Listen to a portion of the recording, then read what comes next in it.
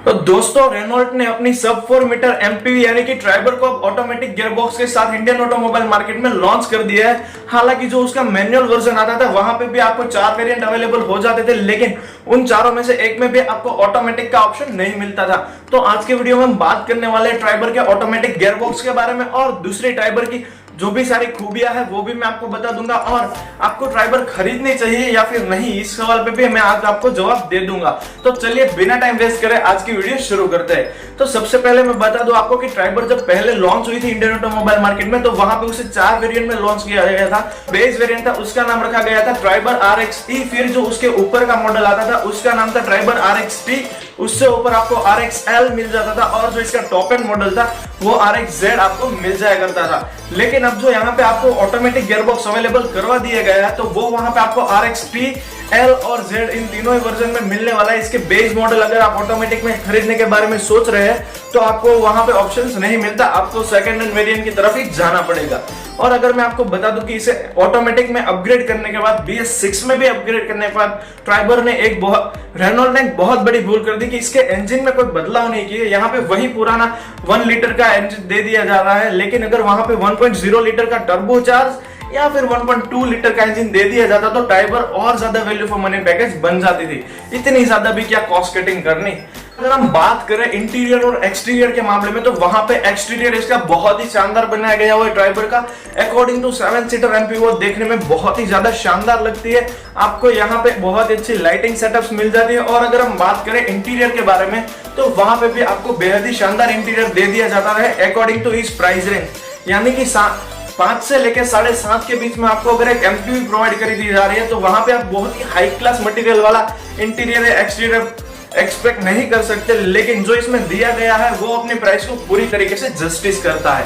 तो हम बात कर लेते हैं कि यहाँ पे आपको कौन कौन से वेरिएंट में क्या क्या प्राइस में आपको मैनुअल और ऑटोमेटिक मिल जाने वाला है। तो सबसे पहले आप स्क्रीन पे सारी डिटेल्स देख पाओगे। तो यहाँ पे सबसे पहले जो इसका बेस मॉडल आता है RXE, वो आपको एक्स शोरूम दिल्ली के अकॉर्डिंग 4,99,000 में मिल जाने वाला है। फिर आ जाता है उसका जो सेकंड मॉडल आ जाता है वो है RXL, वो आपको मिल जाने वाला है जिसका मैनुअल वेरिएंट 5,98,000, और जो इसका EGR यानी कि ऑटोमेटिक वेरिएंट है वो आपको एक्स शोरूम दिल्ली के अकॉर्डिंग 6,18,000 में मिल जाने वाला है। फिर हम बात कर ले इसके सेकंड टॉप मॉडल के बारे में, तो वो आ जाता है RXT, जो कि आपको मैनुअल में मिल जाने वाला है 6,28,000, और जो कि आपको ऑटोमेटिक यानी कि EGR में मिल जाने वाला है 6,67,000 में। अब हम चलते हैं इसके टॉप एंड मॉडल की तरफ, तो वो आपको मैनुअल में मिल जाने वाला है 6,80,000, जबकि इसका जो ऑटोमेटिक वेरिएंट है टॉप एंड में वो आपको मिल जाने वाला है 7,22,000, यानी कि एक ऐसे एमपीवी है जो कि आपको मिल जाती है 5 लाख से लेके 7.5 लाख के बीच में। तो हम इसकी स्पेसिफिकेशन को ध्यान में ले तो ये प्राइस रेंज बहुत ही ज्यादा शानदार आपको अवेलेबल करवा दी गई है ट्राइबर में, और वो भी एक 7 सीटर सबसे सस्ते एमपीवी में जो आपको अगर ऑटोमेटिक वेरिएंट दे दिया गया है तो वो उसे और ज्यादा शानदार और वैल्यू फॉर मनी पैकेज बना देता है। तो अब हम बात कर ले इसके इंजन स्पेसिफिकेशन के बारे में, तो यहाँ पे आपको वही पुराना 1.0 लीटर का इंजन दे दिया जाता है जो कि आपको निकाल के देने वाला है 72 PS की पावर और 96 न्यूटन मीटर का टॉर्क। हालांकि अगर हम देखें इसकी 7 सीटिंग कैपेसिटी 3 रो की कार है ये, तो यहाँ पे 1.0 लीटर के इंजन को कमी माना जाएगा। ये एक अंडर पावर इंजन माना जाता है ट्राइबर में। अगर वहां पे थोड़ा बड़ा और या तो फिर टर्बोचार्ज इंजन दे दिया जाता तो वो उसे और भी ज्यादा शानदार बना देती। लेकिन यहाँ पे आपको 3 रो सीटिंग कैपेसिटी अवेलेबल करवा दी है। यहाँ पे आप टोटल 7 पर्सन बैठ सकते हैं इस गाड़ी में। यहाँ पे इस कार में 2 मोड अवेलेबल करवा दिए गए। एक में तो आप रियर की सीट से उस सभी को रिक्लाइन कर सकते हो और आपको 626 लीटर तक का बड़ा बूट स्पेस मिल जाने वाला है। और अगर आप सारी सीटें खोल दोगे तो भी वहां पे आपको 48 लीटर का बूट स्पेस अवेलेबल करवा दिया गया है। यानी कि आप बहुत बड़ी बूट स्पेस वाली या फिर 7 सीटर गाड़ी चाहते हो उसमें कम बूट स्पेस भी आपको चलेगा। तो इन दोनों ही किस्सों में आपके लिए रेनॉल्ट की ट्राइबर एक बेटर पैकेज ही रहने वाली है। अब हम बात कर ले कि यहाँ पे इंटीरियर में और क्या क्या चेंजेस किए गए हैं, तो वहां पे कोई भी ज्यादा चेंज आपको देखने को नहीं मिलने वाला। तो यहाँ पे ट्राइबर में आपको वही पुराना 8 इंच का टच स्क्रीन प्रोवाइड कर दिया जाएगा। साथ ही साथ वहां पे आपको फुल्ली डिजिटल MID यानी कि इंस्ट्रूमेंटेड क्लस्टर प्रोवाइड कर दिया जाएगा, जो कि ट्राइबर को अपने सेगमेंट की और साथ ही साथ जो इस प्राइस रेंज में दूसरी गाड़ी आती है उससे ज्यादा एडवांस इंस्ट्रूमेंटेड क्लस्टर वाली कार बना देती है। और अगर हम बात करें एक और फीचर के बारे में, तो यहाँ पे ट्राइबर में आपको थर्ड रो में भी एसी का ऑप्शन मिल जाने वाला है। वहां पे भी आपको एसी वेंट्स अवेलेबल करवा दिए गए हैं, और सेकंड रो में तो अवेलेबल है ही, सभी एमपीवी में वो आते ही है।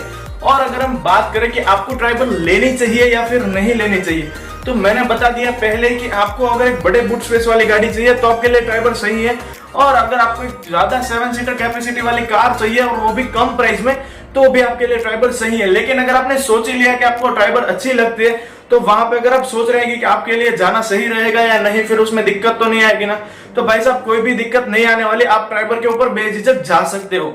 और हाँ, अगर आपको सही में ही 7 सीटर कार की जरूरत है तो ही आप ट्राइबर के ऊपर जाइएगा, वरना यहाँ पे आप फिगो हो गई और दूसरी जो ग्रैंड आई10 स्विफ्ट हो गई, उन कारों पे भी जा सकते हो, क्योंकि वो 5 सीटिंग के साथ साथ आपको बेहतरीन इंजन परफॉर्मेंस भी मिल जाती है। ट्राइबर में बस एक ही यही कमी है कि वहां पे आपको थोड़ा कम पावरफुल 1.0 लीटर का इंजन दे दिया जाता है, जो कि आपको नॉर्मल रास्तों पे तो कोई दिक्कत नहीं करेगा।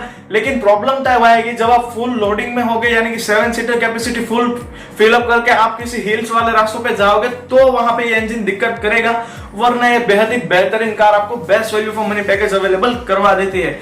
और अगर आपको मैंने बता दिया कि आप एक सही में नीडेड है, तो फिर से बोल रहा हूं कि सही में अगर आपको 7 सीटर की जरूरत है तो ही आप 7 सीटर कार के ऊपर जाइए। फालतू में दिखावे के लिए बड़ी कार लेना है ऐसा जरूरी नहीं है, आपको अपनी नीड्स पे डिपेंड रहना होता है, क्योंकि बड़ी कार है तो वहां पे अगर आपको ट्रैफिक में भी रोज चलना होगा तो भी वो वहां पे प्रॉब्लम करेगी। के मुकाबले आपको इजी टू ड्राइव रहने वाली है, ट्रैफिक में भी ग्रैंड आई10 हो गई, फोर्ड फिगो हो गई, स्विफ्ट हो गई, ये सारी कार आपको इजी टू ड्राइव रहने वाली है, और साथ ही साथ ट्राइबर से बेहतरीन लुक अच्छा भी प्रोवाइड करवा देते हैं। और अगर हम बात करें तो सीधे तौर पे ट्राइबर का कोई भी कॉम्पिटिटर इंडियन ऑटोमोबाइल मार्केट में अवेलेबल नहीं है, सिवाय के डेटसन गो प्लस, जो कि इंडिया में बहुत ज्यादा सक्सेस नहीं है, इसीलिए हम इससे भी इंडिया यहाँ पे ट्राइबर का कॉम्पिटिटर नहीं मानते।